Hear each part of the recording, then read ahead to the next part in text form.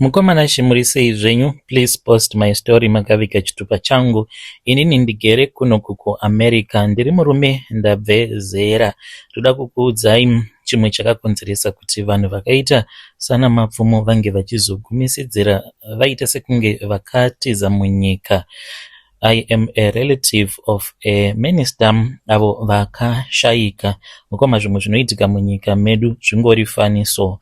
I know kuti makamboposta nyaya dzakati wandei dzevanhu avo vanoti vanopa vanhu zvipo kuitira kuti vange vachiba laki rinenge riri pamunhu, kusanganisira nemotika nedzimba nezvakangosiyana siyana. Asi ndikuda kuti ndinge ndichikuudzai rimwe divi ramusinganzwisisi, ndisingatauri nyaya dzehurombwa dzinenge dzichiitika parutivi, asi reality, zvinhu zvinenge zviri paground. Sesu tinenge tiri kudiaspora, tomboti ndiri munhu anenge asina hama dzinoita zvepolitics, unenge uchiti kana ukaona munhu anenge apiwa chipo unenge wava kuti sei munhu iyeye agamuchira chipo chakadaro. Zvimwe kuda vanenge vari profeti kana kuti mufundisi. Zvino nyaya dzakadaro dzinotinetsei, nekuti munyika kana muine politics sekunyika kwedu, vamwe vanogamuchira zvinhu izvi nekuti vanenge vachida kurarama.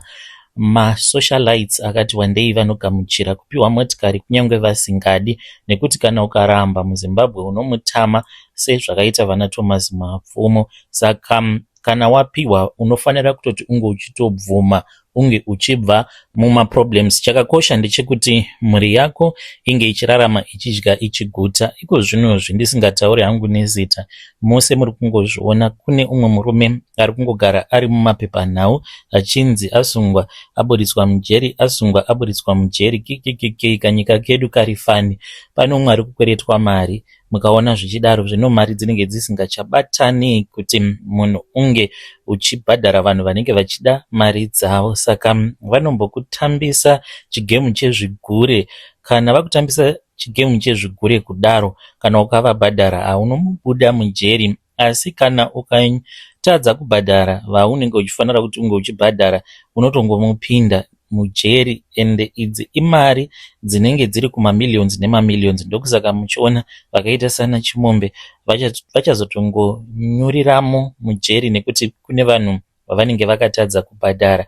Apa tiri kutaura zvemadeals mamwe anorohwa in secret. Musashora vanorova madhiri awa kuZimbabwe, nekuti nyika dzose ndo zvadziri. Munoona zviri kuitika kuAmerica kuti vanhu vakaita sana Zuckerberg vakatobhadhara mamillions nemamillions kuti vana Trump vange vachipinda muoffice, kuitira kuti makambani avo asazobhadhariswa dzimwe mari dzaainge achifanira kuti anga achibhadhariswa, nekuti vainge vachinzi vari kutyora mitemo. Saka nyika dzose zvinhu zvakadai zvinotongoitika. Hakuna nyika inonzi inyika inotongwa nevanhu inenge isina avo vatinoti zvigananda.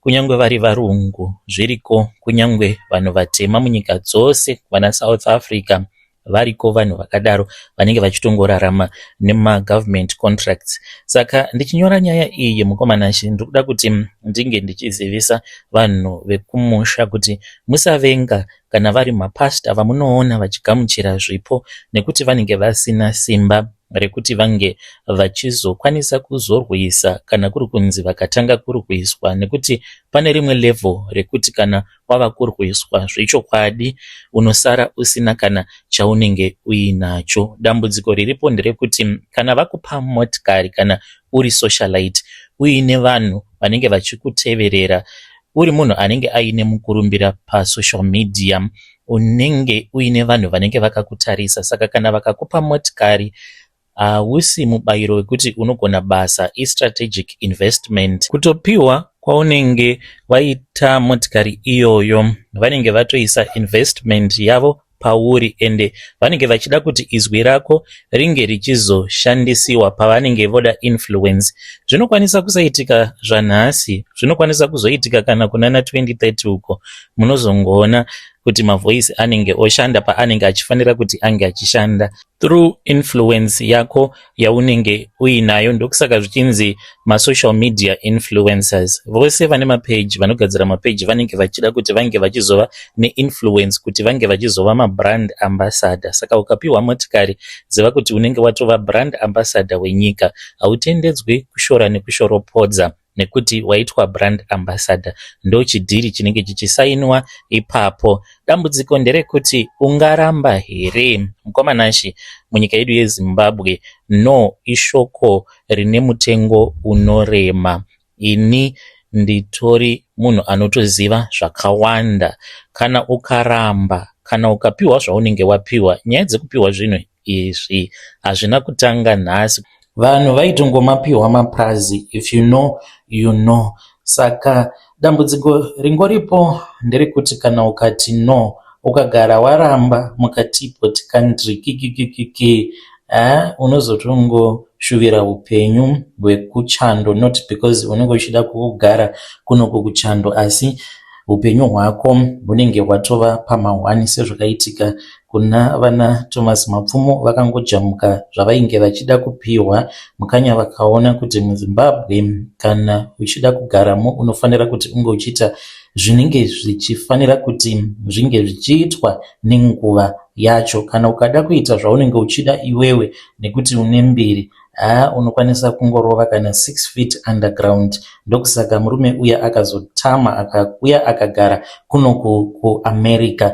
Saka vapfana ava musavashora kana mukanzwa zvichinzi vanenge vagamuchira zvavanenge vagamuchira. Akomana upenyu mwene wako. Kana ukapiwa chawapiwa, haufaniri kuti unge uchiramba, nekuti vamwe vanenge vasitori na backup plan yekuti kana ndikaramba chandinenge ndanzi ndikuda kupiwa ndinoenda kupi. Saka ingori advice yangu mukoma yandiri kupa kuruzhinji rweZimbabwe. Kana ukanzwa zvichinzi unenge uini chipo chaunenge uchida kupiwa, usaramba, nekuti kuramba kwaunoita unoita sekunge unenge wava mwana nini. Ende munozviziva kuti mwana akanzi aita stubborn anokwanisa kungorohwa kana yese inokwanisa kungoitika.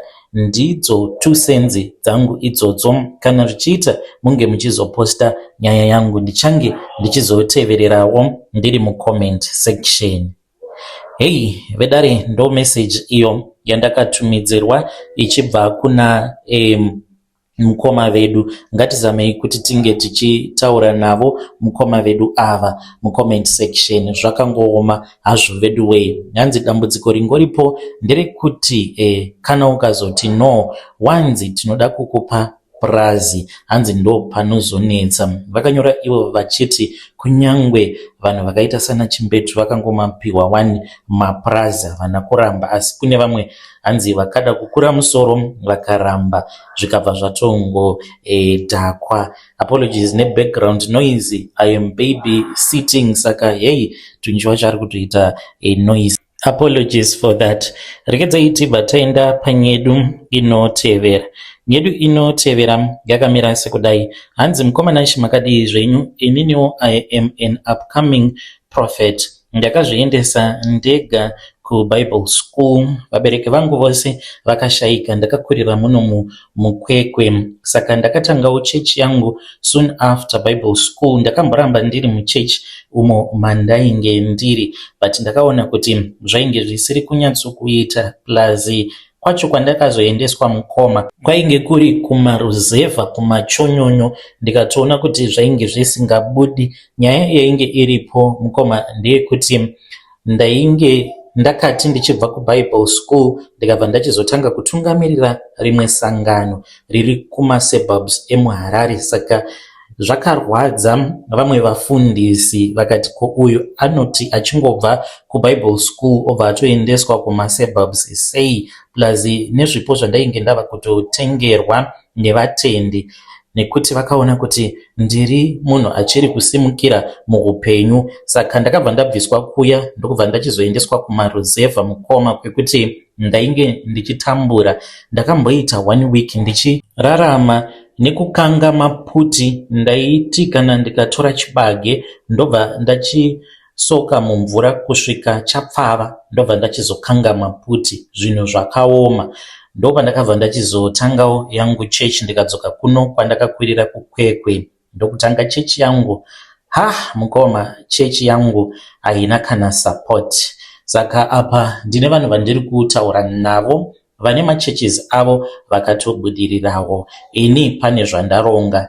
Muchangonditi Prophet, ndiri kunyora message iyi ndafunga kuti ndinge ndichienda kuLagos kuNigeria. Chokwadi chiripo ndechekuti kana ndikada kumirira kuti vanhu vange vachizouya kuchechi kwangu vachiita zvekutungamirirwa nemweya waMwari, ndinokwanisa kana kufa nenzara, because pacho pandiri kurenta ndatova ne4 months ndisingabhadhari mari yerent. Ndinotsanya mukoma, ndinokwanisa kungoenda musango ndichiita sekunge ndicharumwa nenyoka ndiri musango ndichinamata ndichiti zvimwe kuda Mwari vachandinzwira nyasha, then vobva vatsvakawo munhu wavachamutsa kuti ange achiuya kuzondisapota financially. But chechi yacho inogokura sei mukoma ndisina any kind of financial support? Ndingangoti hama dzangu nemafriends angu ndivo vanotongouya kuchechi kwangu, and kuti tinge tichitenga kana mainstruments ndiri kutambudzika kuti ndikwanise kuraiza mari yekutenga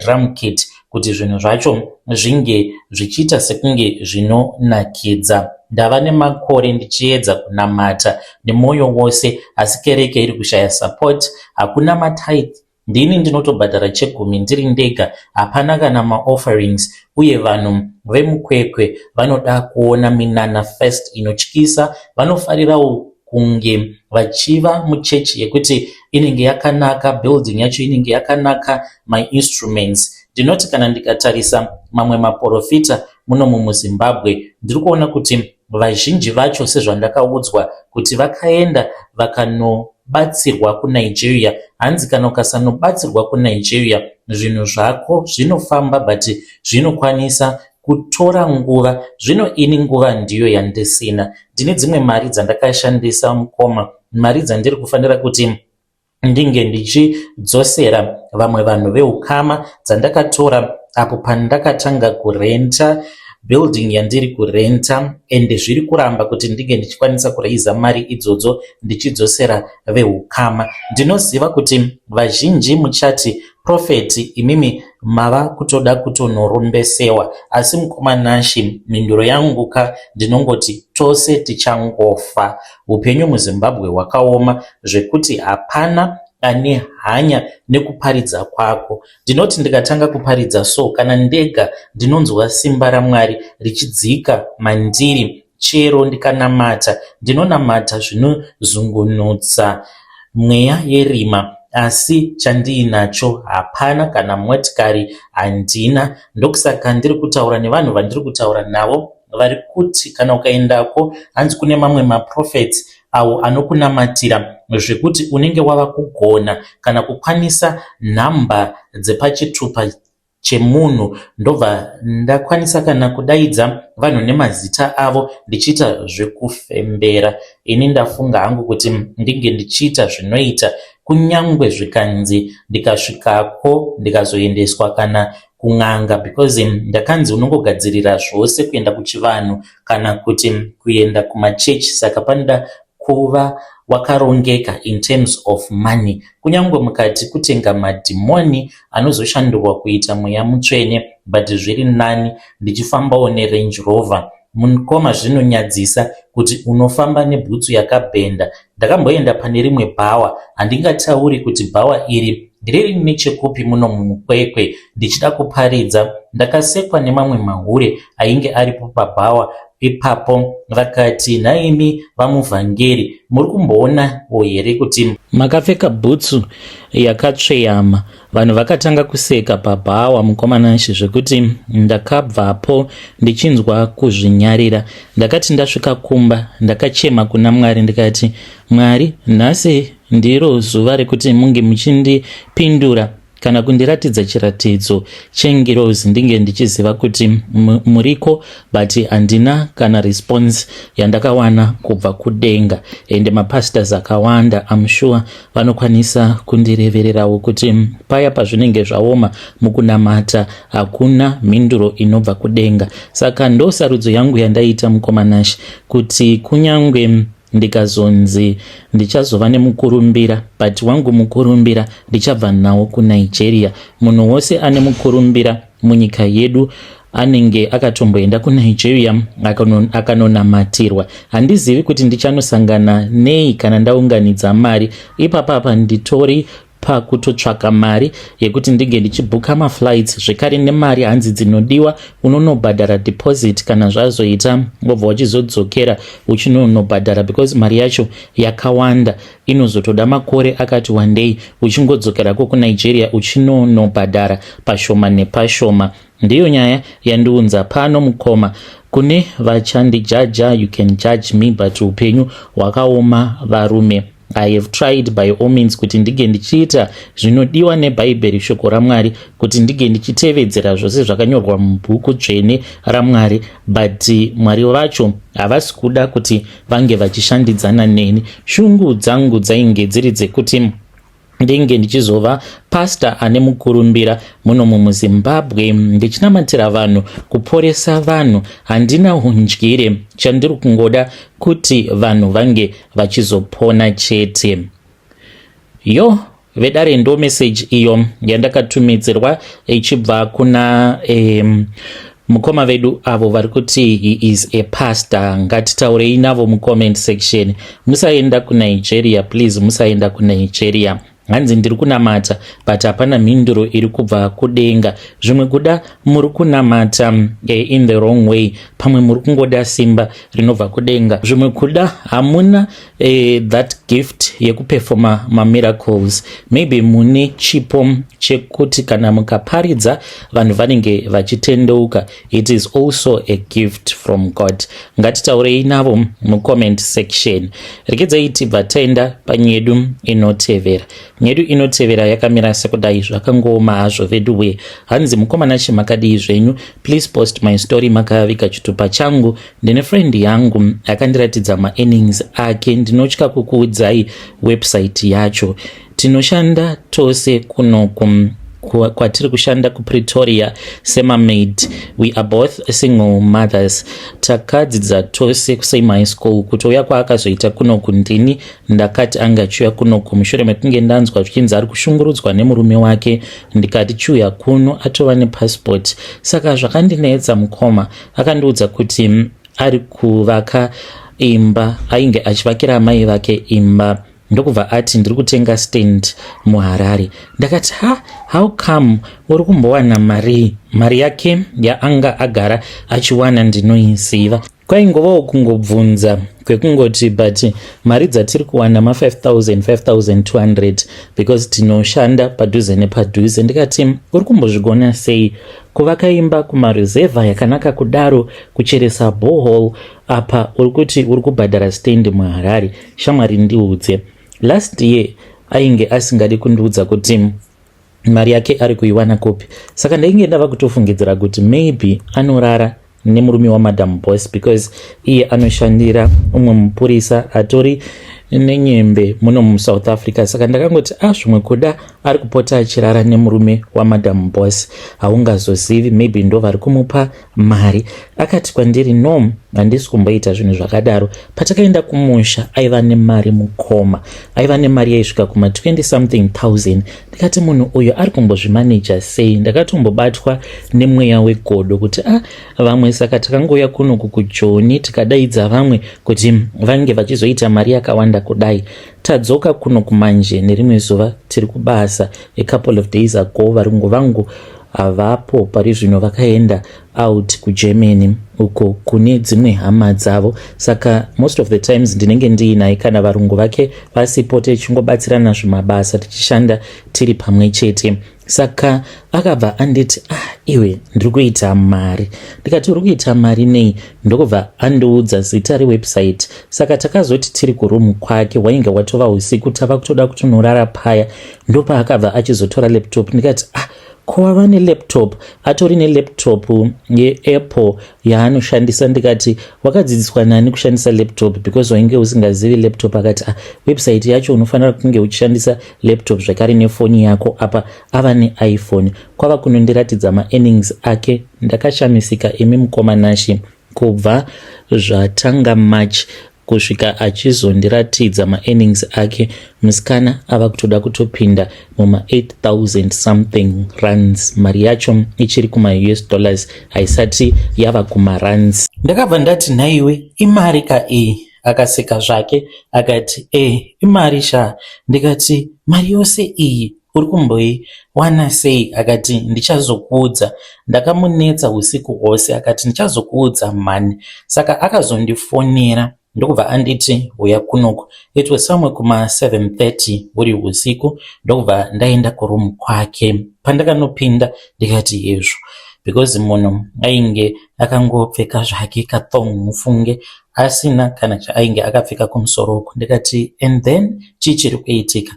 Akanditi ndoda kukuratidza kuti mari yacho ndinoiwana sei. Ainge akatoseta ka ring light, akatoisa iPhone yake, laptop pasaidi nezvimatoyi zvinenge zvinhu zvevanhurume, but zviri zveplastic zvakarongedzwa zvakaita muline padhuze naye, zvimalubhu zvakangosiyana siyana zvinoshandiswa panenge posikwa bonde. Ndikati what's going on here? Akati garapo. Ndakabva ndatotora ka blanket because waitonhora. Iyo kwava kutotora mask yake, mask yekuti inenge yakamuvhara kuface, maziso ndio anenge akabudikira nemuromo nemhino.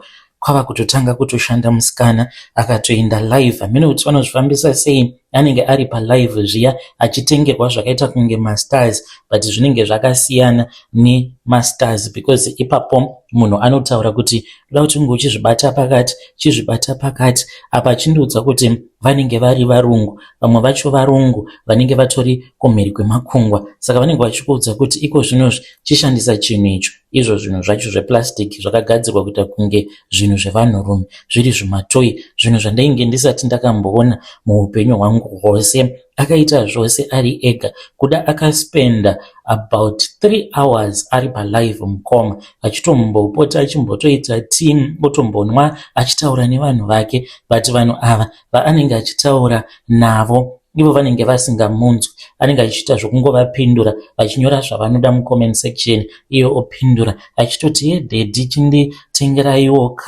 masters acho iwawo ndoita zvamunenge muchinzwa kuda. Ndikati hezvo ko zvii zviri kumboitika? Akati ndo maitiro acho awo ari kuita mari. Ndakamubvunza kuti saka waita mari ipapapa?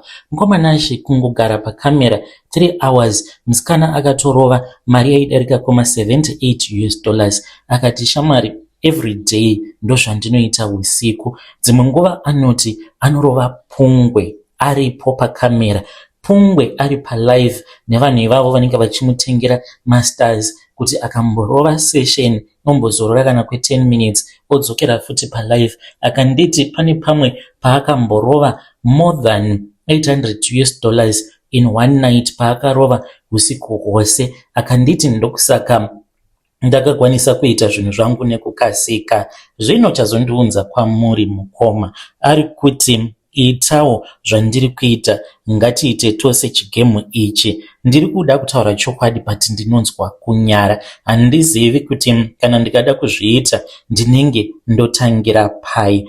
When you post my story mukomanashi, ndizivisei ndinenge ndirimo mucomment section. Ndikuda kungobvunzawo kubva kune vedare renyu kuti pana here vanhu vanozondiziva kana kuri kunzi ndikazobuda pamakamera pacho ndakapfeka mamaski, kana mavideos awo akazotanga kutrenda zvingazozivikanwa here? Iye ari kuti shamwari, kana watofunga kuita mari zvakawanda hauchinei nazvo. Chinenge chakosha pauri kungoshandisa muviri wako kugadzira mari. Ndokusaka ndauya pano. When you post my story muzondizivisawo, ndichange ndichizoteverera ndiri mucomment section. Hei vedare ndo message iyo yandakatumidzirwa ichibva kuna vanzvadzi vedu. Ngatizamei kuti tinge tichitaura navo vanzvadzi vedu ava mucomment section. Zvakangooma hazvo vedu we, hanzi handingazozivikanwi here kana kuri kunzi ndikaita izvozvo. Hanzi vamwe vari kurova ma$800 usiku humwe chete, panozonopera mwedzi munhu anenge ava papi neupenyu. Hanzi kucheresa mabhohol kumusha, kuita quick development. Ngatitaurei navo mucomment section. Yo pakaipa, regedzai tibva taenda panyedu inotevera. Nyedu inotevera yakamira sekudai. Hanzi mukomana makadii zvenyu? Please post my story makavikawo chitupa changu. Ndanzwa nekurohwa nemurume apa ndiri paspouse visa. I regret apa ndakabva mukubatwa neSTI. Ndine herpes kutaura kudai pandiri kutaura nemi ndiri kutonzwa kutorwadziwa. Ndine matablets andiri kunwa but situation haisi kuchinja. Iye akaramba kuti ange achiendawo kuchipatara. Kana paine munhu anoziva mahome remedies andinokwanisa kushandisa, please ndibatsirei. Ndichati ndinogara munomu muLondon.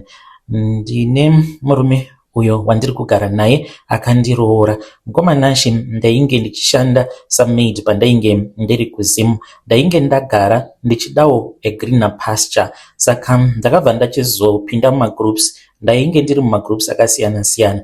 Murume uyo akazondiroora sandiye wekutanga kwandakatanga kudanana naye munhu ainge ari kunze kwenyika.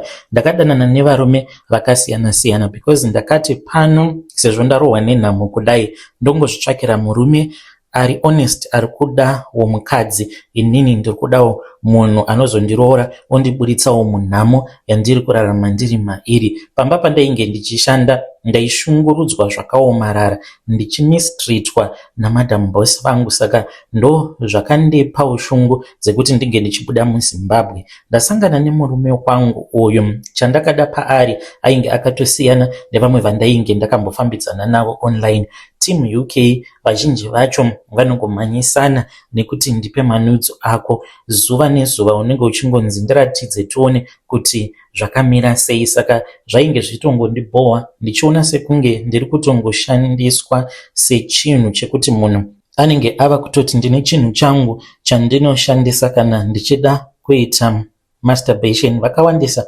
vandakadanana navo, more than varume 10 vekuUK. Madhara ose aingonetsera kuti ndoda kuona manudzo ako kuti ndinge ndichikupa mari. Saka ndainge ndaneta nekuramba ndichingoitwa iyoyo. Saka ndakazosangana nababa ava, vakandiratidza humwe upenyu.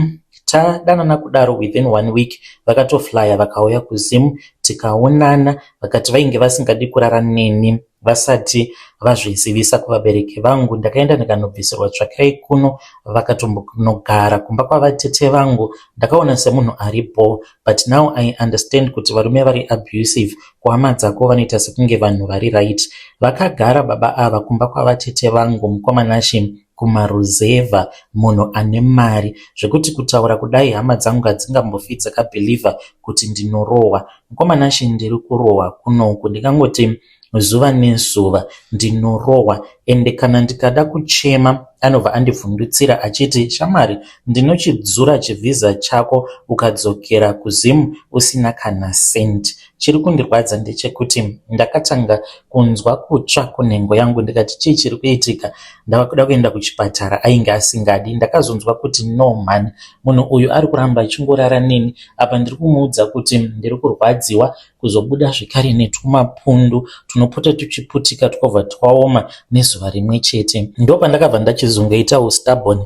Ndakamumirira akati abuda aenda kubasa. Iniwo ndikabva ndaenda kuchipatara. Ndo pavakazoita matest ndikanzi ndaifanira kuti ndinge ndichizonwa mushonga nekuti ndine STI. Vakandikurudzira kuti murume wangu ndinge ndichizodzoka naye. Ndakamuudza kwava kutondirowa on top of that. Ndiri kunwa mapiritsi awa ndokusaka zvisiri kuchinja because ndiri kumanwa anorara neni, iye haasi kunwa mapiritsi acho iwawo. Akati haana mhezi dzekusikarudzi zvokuti angaswera achinwa mapiritsi, saka anongorara neni zvakadaro. Saka I think he is reinfecting me. Ndikuda hangu maherbs. Mumarriage ndichagara mukomanashi kusvika ndavawo nestatus yangu yekuti ndinozviudza kuti ndazvimiririra for now, because kana munhu uyu ndikamusiya ndikamuramba, I don't know kuti ndinozoita sei. Apa ndiri kunoku kuchando kushanda, handibvumidzwi, ndinongoswera ndiri mumba. Vabereki vangu every month vanowana monthly allowance yakawanda, saka vanozotofungidzira kuti maybe inini ndine madhimoni ekusada kugara pamurume. I thank you very much mukoma, kana mukazoposta nyaya yangu muzondizivisa. Hey, vedare ndo message iyo yandakatumidzirwa ichibva kuna vanzvadzi vedu. Zvakangooma hazvo vedu we, ngatitaurei navo vanzvadzi vedu ava mucomment section. Yei, pakaipa. Hanzi ndoita sei? Kasi ikoko kana ukaendeswa as a spouse, munhu akakubvisa pavisa, hauchatotendedzwi here kugara mu-UK? Tidzidziseiwo vari kumhiri kwemakungwa. Haunawo here imwe nzira yaungazoshandisa kuti unge uchizoramba urimo mu-UK zvinenge zviri pamutemo?